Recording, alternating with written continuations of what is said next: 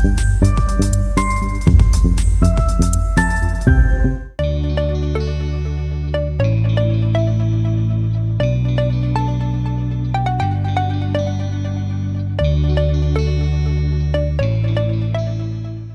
everyone ညီမနာမည်ကတော့ Sabrina ပါညီမကCNC Manly Campus မှာ Civil Engineering နဲ့ OSS Degree Program တက်နေတာဖြစ်ပါတယ်။အရင်ဆုံးညီမတို့ဒီစီစဉ်ခဲ့တဲ့နေရာကတော့ဒီနန်းလေးပြည်သူ့စေယုံဌာနပေါ့နော်ညီမတို့အရင်ဆုံးဒီ session နှစ်အထက်ကလူတွေကိုပေါ့နော်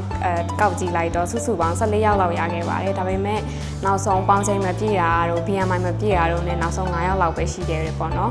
ဆိုတော့ညီမတို့ဒီ OSS မှာဆိုရင်uni apply လုပ်ဖို့အတွက် extra curricular အနေနဲ့ activity လေးလုပ်ပေးရတယ်ပေါ့နော်အဲ့ဒါအတွက် research လုပ်လိုက်တဲ့အခါမှာဒီ blood donation event လေးရှိတာကလုံးဝ attract ဖြစ်သွားတာကြောင့်ညီမအနေနဲ့ research လုပ်ကြည့်တဲ့အခါမှာဒီဟာကညီမတို့သွေးလှူတဲ့အတွက်ကောသွေးရသွားတဲ့သူတွေတော့နှစ်ယောက်စလုံးအတွက်အကျိုးပြုတဲ့အတွက်ကြောင့်ဒီ event လေးကို organize လုပ်ဖို့စီစဉ်ခဲ့ပါတယ်ပေါ့နော်ဒီ event ကို planner ကတော့အကြောင်းမှာဆိုရင်တော့ညီမကfirst ပေါ့နော်ပထမဆုံးဖြစ်ခဲ့ပါတယ်ဒါပေမဲ့နောက်လူတွေအတွက်လှူဖို့4လတစ်ချိန်6လတစ်ချိန်လှူဖို့အတွက်ကတော့ planning လေးတွေဆွဲပေးခဲ့ပါတယ် organizer တယောက်အနေနဲ့ညီမကသွေးလှူပန်းကိုသွားမယ် transportation တွေကိုလည်းစီစဉ်ပေးခဲ့ပါတယ်ပြီးရင်သွေးလှူပေးတဲ့သူတွေအတွက်သွေးပေါင်ချိန်ပြန်တက်ဖို့နွားနို့ရယ်တစားရည်ရယ်ပြီးရင်ဒီချက်ဥပြုံးနဲ့ငှက်ပြောသီးတွေကိုလည်းညီမစီစဉ်ပေးခဲ့ပါတယ်ဒီ9ယောက်ထဲမှာပဲပေါ့နော်လုံးဝသွေးလိုနေတဲ့အိုသွေးနဲ့ဘီသွေးပါခဲ့တာကြောင့်အဲ့နေ့ကဒီ event လေးကလုံးဝထိရောက်ခဲ့တယ်ပေါ့နော်အဲ့တော့ဘေးလူအနေနဲ့ကြည့်ရင်တော့ဒီလုံးဝ emotional ဖြစ်ရတယ်ပေါ့နော်ဘာလို့လဲဆိုတော့ဒီသွေးလူပန်းအရှိန်မှာသွေးလူတဲ့သူတွေကလုံးဝထိုင်ဆောင်ပြီးတော့အိုသွေးလိုဘီသွေးလိုဆိုပြီးတော့လုံးဝအရေးပေါ်ဖြစ်နေတဲ့အချိန်မှာညီမတို့အစွာရောက်ပြီးတော့ဒီအရေးပေါ်လိုနေတဲ့အိုသွေးနဲ့ဘီသွေးကိုလှူခဲ့ရတာတော့လုံးဝကိုgrateful ဖြစ်စေရပေါ့နော်ဘာလို့လဲဆိုတော့ဘီသွေးကအရေးလုံးဝစနေနေ့အဲ့နေ့ရောက်သွားတဲ့စနေနေ့မှာအရေးပေါ်လိုတော့မှညီမတို့အုပ်စုထဲမှာတယောက်ပါတဲ့အတွက်လုံးဝဒီ impactful ဖြစ်သွားတယ်ဘယ်လိုပြောရမှာပေါ့နော်သွေးလူချင်းတဲ့သူတွေကိုပြောချင်တာကတော့ဒီပေါင်ချိန်100ပြည့်အောင်လုပ်ပြီးတော့ BMI ပြည့်ဖို့လေးတော့တေချာလုပ်ပြီးမှသွားလှူဖို့တော့အကြံပြုချင်ပါတယ်ရှင်နောက်သွေးလူမဲ့လူတွေကိုပြောချင်တဲ့ message လေးတွေကတော့သွေးလူဖို့ကြောက်နေရဆိုရင်လုံးဝမကြောက်ဘဲနဲ့လှူဖို့အကြံပေးချင်ပါတယ်ဘာလို့လဲဆိုတော့ဒီကိုသွေးထုတ်လိုက်တဲ့450 ml တစ်ထုပ်ကလူသက်ပေါင်း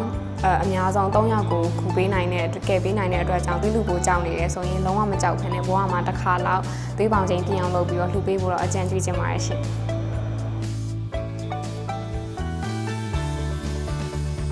မနာမည်ကတော့ချစ်မြတ်မိုးလေးပါ CIC Mentally မှာ OSS Degree တင်နေရပါဟုတ်ညီမကသွေးလူတာ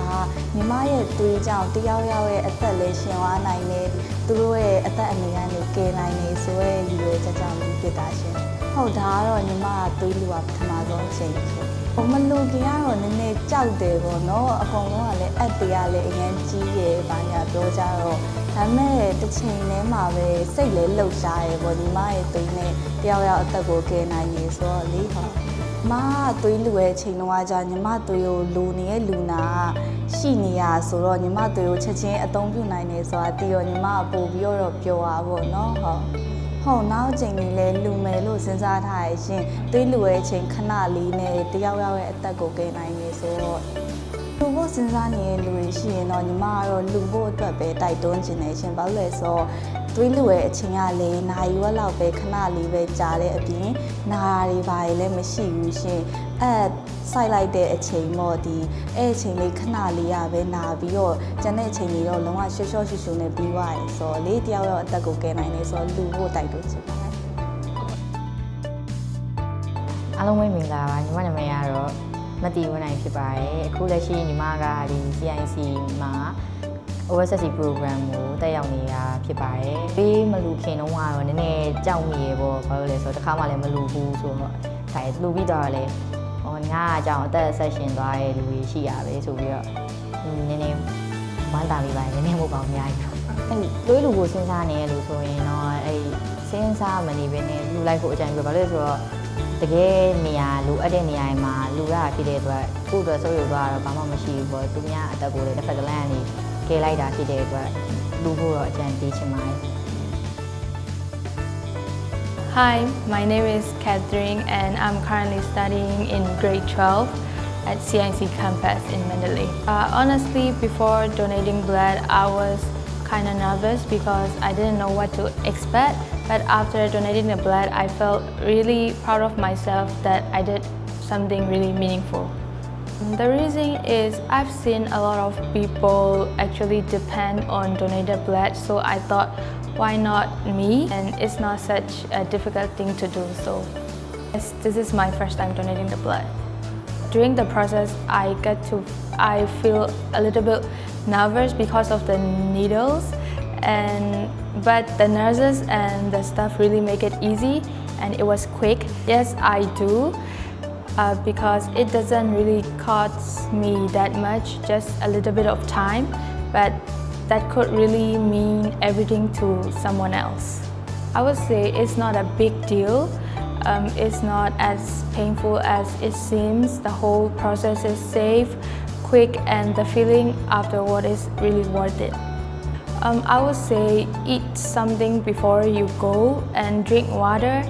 and get enough sleep before the donations and stay calm. And once it's done, you will realize how easy it is, and you will feel really proud of yourself too.